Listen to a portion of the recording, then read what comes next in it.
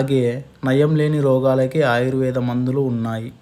ఇంకా ఎన్నెన్నో మనుషులకి అంతు చిక్కని అద్భుతాలన్నీ అక్కడే ఉన్నాయి అని చెప్తాడు.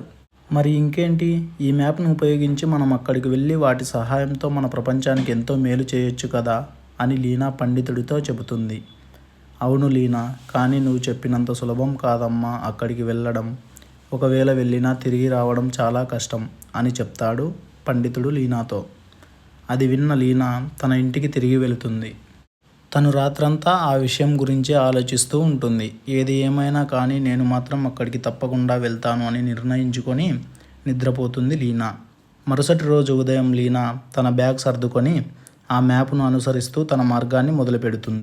తను అలా కొద్దిసేపు వెళ్ళగానే ఒక భయంకరమైన అడవిలోకి ప్రవేశిస్తుంది లీనా. అక్కడికి చేరగానే భయంకరమైన అరుపులు, శబ్దాలు వినిపిస్తాయి.